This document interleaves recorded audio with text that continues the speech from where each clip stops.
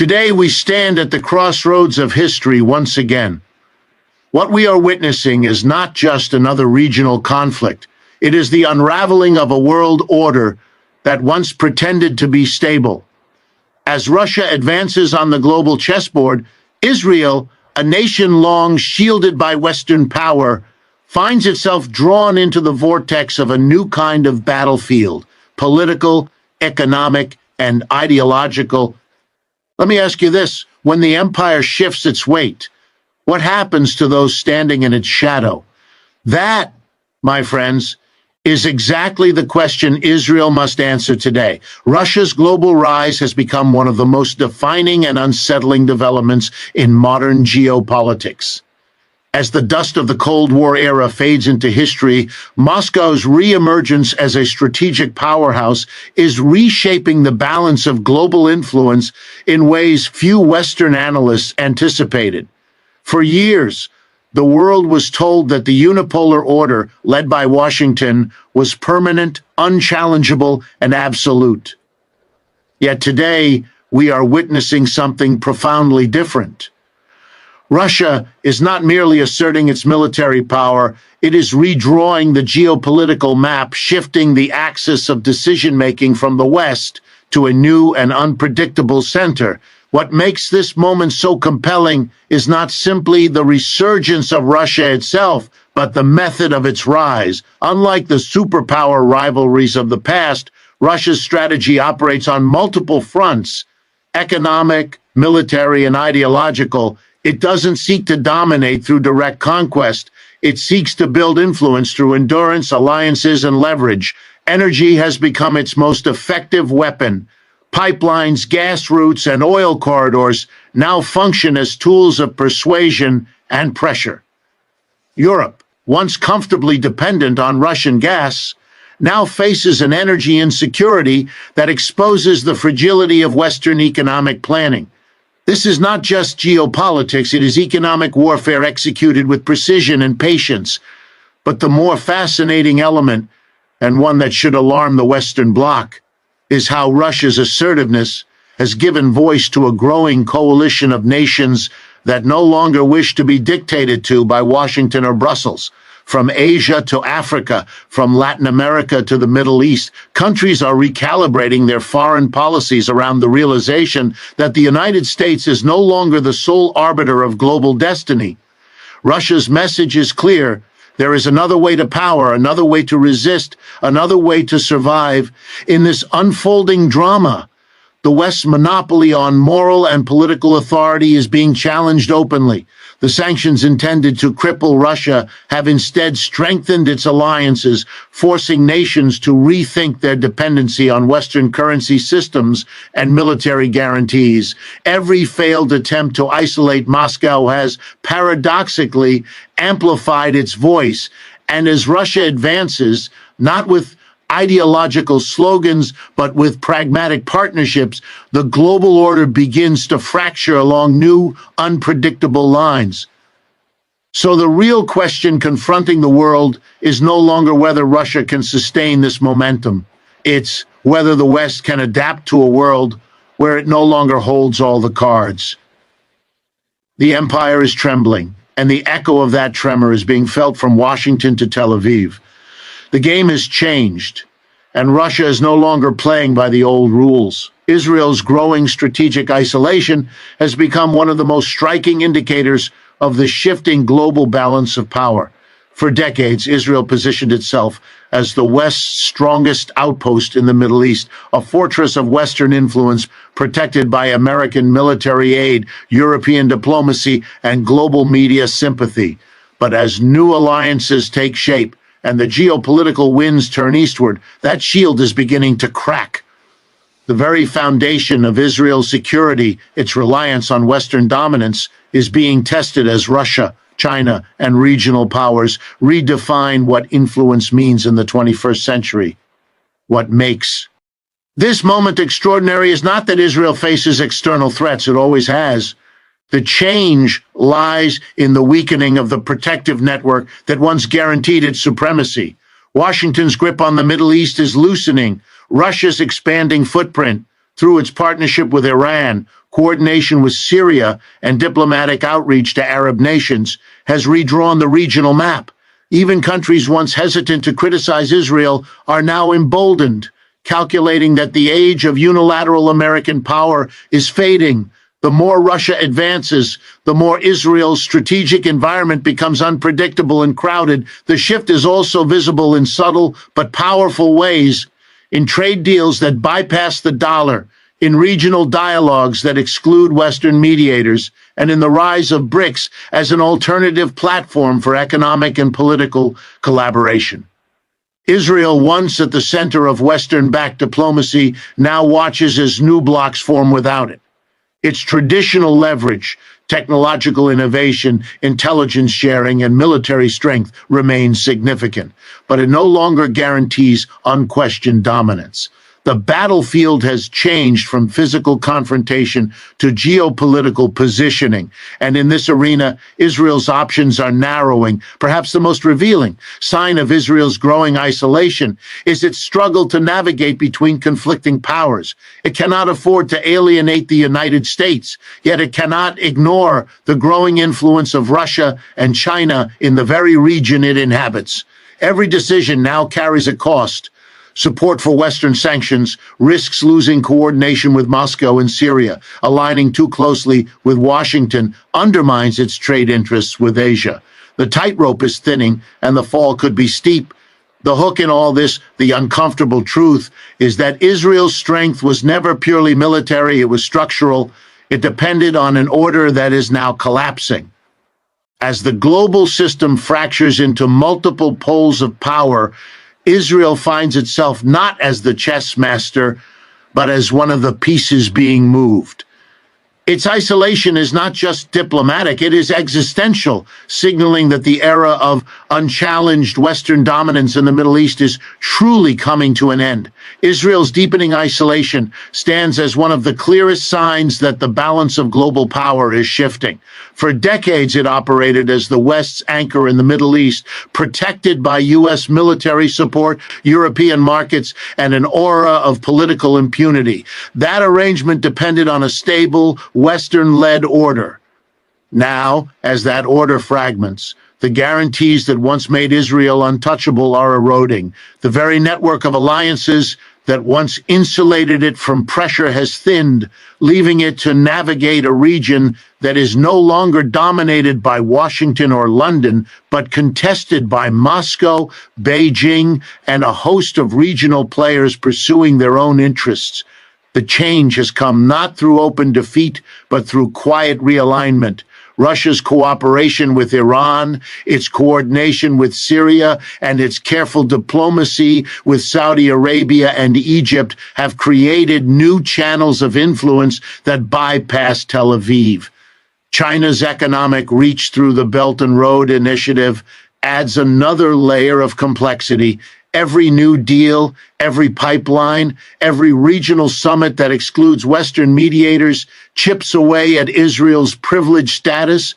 Countries that once avoided direct criticism now calculate that the cost of challenging Israel has fallen, while the benefits of aligning with the emerging Eurasian bloc have grown. Inside this shifting landscape, Israel faces impossible choices. It cannot fully detach from the United States, yet its dependence on Western support increasingly comes with diplomatic isolation in the global South. Its military operations in Gaza or Syria now carry greater political risk because they unfold under the scrutiny of a world less sympathetic to Western narratives. The hooks of this story are sharp. Each move Israel makes to secure itself deepens the perception that it is fighting yesterday's battles in a new geopolitical game. What gives this crisis its urgency is that Israel's power was always structural, rooted in the stability of a unipolar system. That system is cracking. The rise of BRICS, the diversification of energy markets, and the steady decline of Western economic leverage have exposed how much of Israel's security depended on a world that no longer exists. The state that once acted as the spearhead of Western influence now finds itself surrounded by shifting loyalties, uncertain partners, and a public opinion landscape turning decisively against endless militarism. The fortress has not yet fallen, but the walls are no longer impenetrable.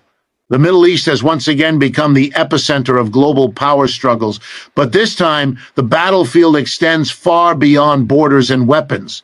The region that once symbolized endless wars and proxy conflicts is now the stage for a far more sophisticated contest.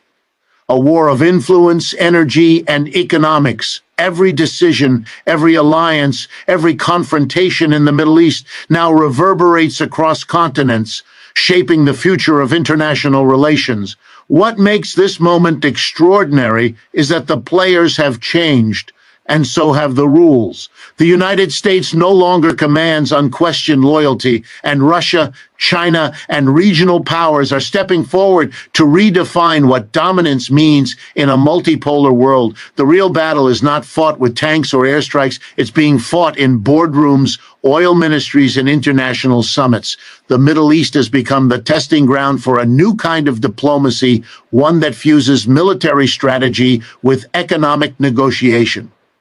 Russia's deepening presence in Syria, Iran's expanding influence through strategic partnerships, and China's growing investment in Gulf infrastructure all demonstrate that the region is no longer controlled by Western fiat. The hook in this geopolitical shift lies in its subtlety. The empires of today conquer not by invasion, but by integration. They build pipelines instead of bases, trade agreements instead of colonies, and influence through technology and finance rather than fear. For decades, Washington treated the Middle East as both a resource depot and a military laboratory. That approach has reached its limits. The Arab world, fatigued by decades of intervention and broken promises, is recalibrating. Nations like Saudi Arabia and the UAE are balancing between East and West, playing a careful game of neutrality to secure their own futures. Meanwhile, smaller nations once ignored on the diplomatic map are finding new leverage as energy markets shift and alternative trade networks emerge. The center of gravity is moving, and this time it's moving away from the traditional powers that built their dominance on the region's instability. This transformation carries profound implications for global politics. The Middle East is no longer a pawn, it is becoming a player. It is not simply reacting to the world's changes, it is driving them. The world's major powers are discovering that influence in the region can no longer be bought with arms or aid. It must be earned through respect, partnership, and economic fairness. The old playbook of control is collapsing, and what replaces it will define the balance of power for generations to come. The Middle East, once the world's most volatile region, is now its most strategic. Not just a battlefield of bombs, but a battlefield of ideas, economics, and the future of sovereignty itself. Modern warfare is no longer confined to the battlefield. It now extends into the boardrooms of corporations, the corridors of financial power, and the fragile arteries of global trade. The missiles of the 21st century are not just launched from silos, they are fired through sanctions, currency manipulation, and economic blockades. This new form of conflict has exposed a deep truth that few dare to acknowledge. The world's political instability is inseparable from the crisis of capitalism itself. The systems that promise prosperity and progress are now generating inequality, debt, and endless confrontation. As Professor Richard Wolff often emphasizes, wars today are as much about markets and money as they are about missiles and maps.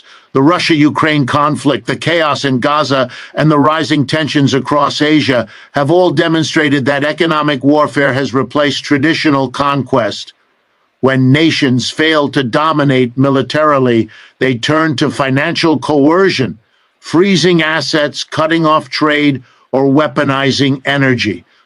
But these very tools are now backfiring on those who wield them. Sanctions against Russia, meant to isolate it, have instead accelerated the de-dollarization of global trade. Countries once dependent on Western financial systems are now seeking alternatives through BRICS, local currencies, and new energy partnerships.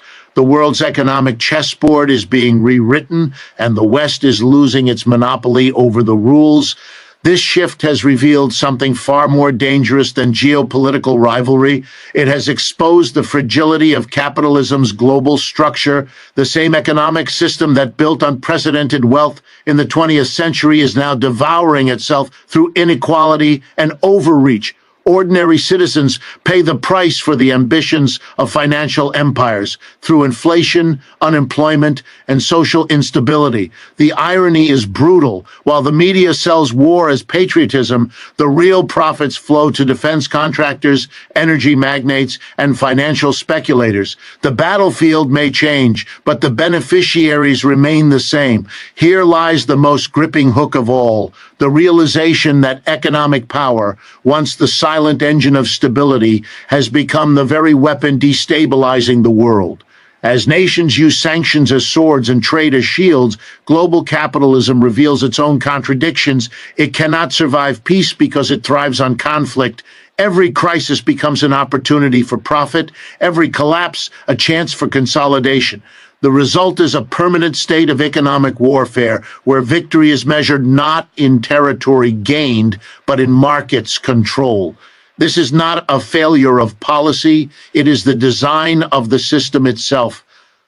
Western hegemony, once considered the unshakable foundation of the global order, is now facing its most serious challenge since the end of the Second World War. For decades, Washington and its allies dictated the rules, setting trade norms, defining democracy, and punishing defiance with sanctions or military intervention. But that age of unilateral dominance is fading fast. What we are witnessing today is a global rebellion against the Western monopoly on power, a quiet but decisive uprising of nations determined to reclaim sovereignty over their economies, politics, and destinies. The empire is not collapsing overnight, but its cracks are widening, and through those cracks, a new world is emerging. The formation and expansion of alliances like BRICS, the rise of independent financial systems, and the diversification of energy routes all signal a powerful message. The rest of the world no longer wishes to live under the shadow of Western dictates. Russia and China have become the architects of this resistance, not because of ideology, but because they offer an alternative, a multipolar vision of power where influence is negotiated, not imposed. This shift has forced the West into a defensive posture it has not experienced in generations. Every move it makes to tighten control only accelerates the creation of new partnerships that bypass its reach. The most compelling hook in this transformation is the silent withdrawal of obedience. Nations once dependent on Western approval in Asia, Africa, and Latin America are rewriting their foreign policies, building regional economies, and quests, ironing the morality of Western-led wars and sanctions. The illusion of moral superiority that once underpinned Western leadership is evaporating.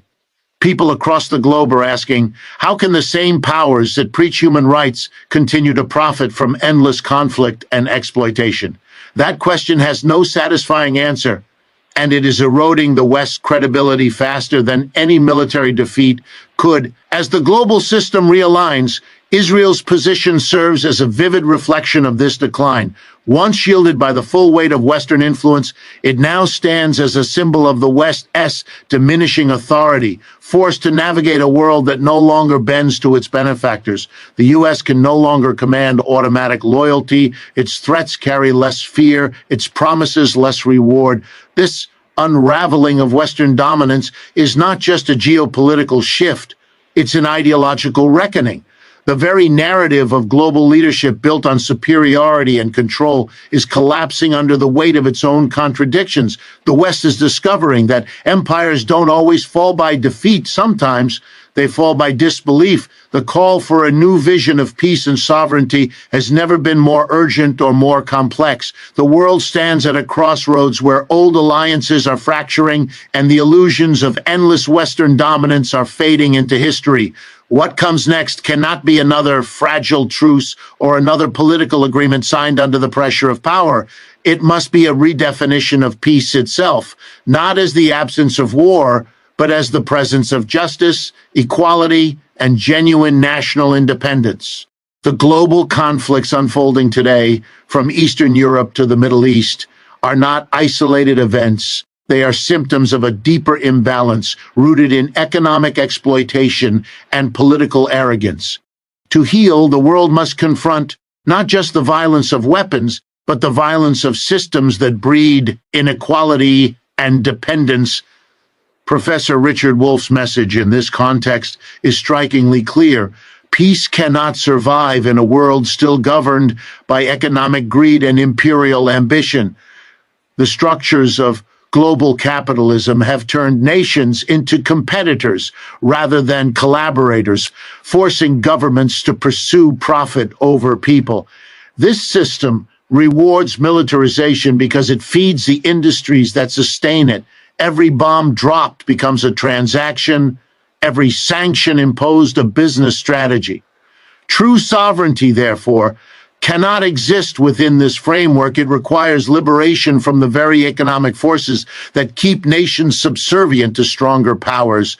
The pursuit of peace, then, is inseparable from the pursuit of economic justice. The most powerful hook in this transformation lies in what ordinary people are beginning to recognize. The cost of empire is being paid by those who gain the least from it. Citizens across continents are losing faith in leaders who promise stability while fueling chaos abroad.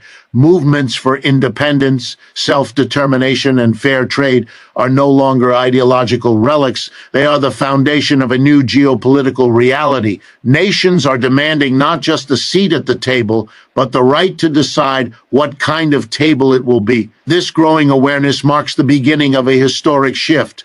Peace will no longer be dictated by empires, but shaped by the collective will of nations refusing to be pawns. The struggle for sovereignty is not only political, it is moral and economic. The world is waking up to a profound truth. Security without justice is illusion, and diplomacy without equality is deception. A new era is dawning, one that demands courage to dismantle the systems that make peace impossible, and the vision to build a world where freedom is not negotiated but lived. So I say this to you, this is not just a moment to watch history, it's a moment to understand it.